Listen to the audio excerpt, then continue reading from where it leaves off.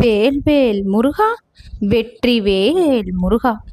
இப்பொழுது இந்த வீடியோவை பார்க்க நீ வந்திருந்தால் கஷ்டம் உன்னை இனி நெருங்கப் போவது இல்லை. ஒரு விஷயம் உறுதி, உன் வாழ்க்கையில் செல்வம் நெருங்கி வந்திருக்கிறது. நீ முயற்சி பண்ணினாய், நல்லவனாய் இருந்தாய். ஒரு ரகசியம் உனக்கு தெரியுமா? ஏன் கஷ்டப்படுகிறோம் என்று யோசிச்சிருக்கிறாயா? நீ முயற்சி செய்யவில்லை என்று இல்லை. செல்வம் சம்பாதிக்கிறது மட்டும் செல்வத்தை ஈர்க்கும் விஷயம் அல்ல. இந்த உலகத்தில் சிலர் முயற்சி எதுவும் செய்யாமலேயே செல்வந்தர் ஆகின்றார்களே. சிலர் இரத்தம் வியர்வை சிந்தியும் முன்னேற முடியவில்லை. இதற்கு காரணம் என்ன தெரியுமா? ஒருவருடைய மனநிலை, அவர்களுடைய ஆற்றல், அவர்களுடைய பிரபஞ்சத்தின் இணைப்பு. இன்று நான் சொல்ல போகின்ற விஷயங்கள் உன் வாழ்க்கையை நிச்சயம் மாற்றும். நீ கேட்ட உடனே உன் உள்ளம் அதிரும், உன் நிலை மாற ஆரம்பிக்கும். நீ தயாராக இருந்தால் செல்வம் உன்னை தேடி வரும். நீ என்னை நாடி வந்திருக்கிறாயா? உன் மனசில் ஒரு கேள்வி இருக்கிறது, எப்படி நான் செல்வம் பெறுவேன் என்று.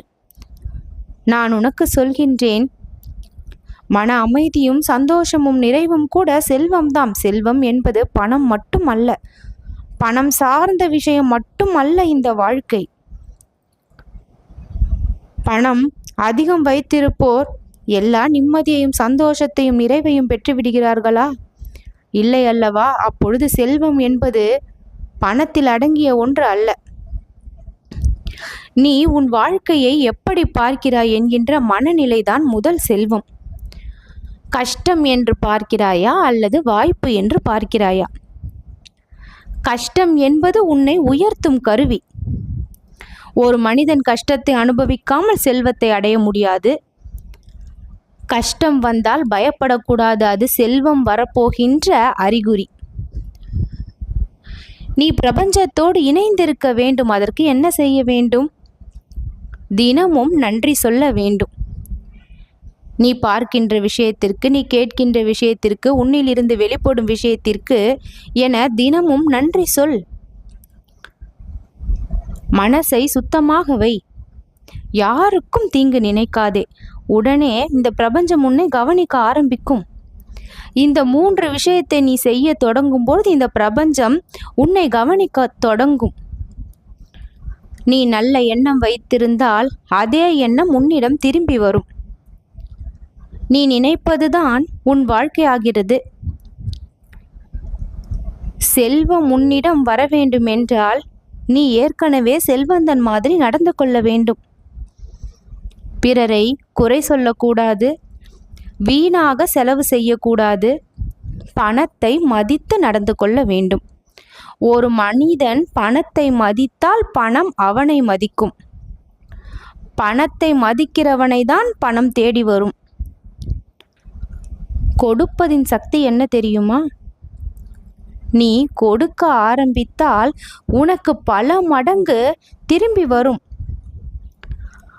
உதவி செய்ய வேண்டும், பகிர்ந்து கொள்ள வேண்டும், அன்பை கொடுக்க வேண்டும். நீர் ஓடினால்தான் அது சுத்தமாக இருக்கும்.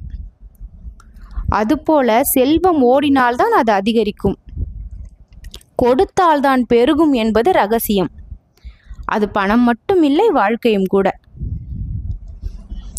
நம்பிக்கை என்கின்ற ஒன்று அதிசயத்தை உருவாக்கும். நீ உன்னை நம்ப வேண்டும், கடவுளை நம்ப வேண்டும்.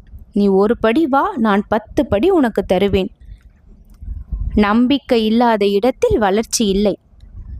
நம்பிக்கை இருந்தால் அதிசயம் நடக்கும். நம்பிக்கை வைத்தவன் ஒரு பொழுதும் தோல்வியை சந்திக்க மாட்டான். எந்த நிலை வந்தால் செல்வம் வரும் என்று சொல்லட்டுமா? மனது அமைதியாக இருந்தால்தான் செல்வம் வரும். நன்றி உணர்வோடு நீ இருந்தால்தான் செல்வம் வரும். பயமில்லாமல் நீ இருந்தால்தான் செல்வம் வரும். இந்த நேரத்தில்தான் செல்வம் உன்னை தேடி வரக்கூடிய நேரங்கள். ஒரு காந்தம் இரும்பை ஈர்ப்பது போல நல்ல மனநிலைதான் செல்வத்தை ஈர்க்கும். கிடைத்த செல்வத்தை நிலையாக வைத்திருக்க அகம்பாவம் கூடாது, பணிவு வேண்டும், நல்ல செயல்கள் தொடர வேண்டும். ஒரு மரம் உயர்ந்தாலும் அது வேர் மறக்காது. செல்வம் வந்த பிறகு மாறினால் செல்வம் நீங்கிவிடும். இன்னும் ஒரு சில நாட்களில் நீ ஒரு மாற்றத்தை உணருவாய். உன் வாழ்க்கையை மாற்றும் விதி அது. நீ சந்தோஷமாக என்னை நினைத்து நன்றி சொல்வாய். செல்வம் உன்னை தேடி வரும் நாள் தொடங்கிவிட்டது. அகம்பாவம் இல்லாமல் பணிவோடு நடந்து நல்ல செயல்களை தொடர்ந்து செல்வத்தை நிலைத்திருக்க நீ செய்திடுவாய். வெற்றி நிச்சயம்.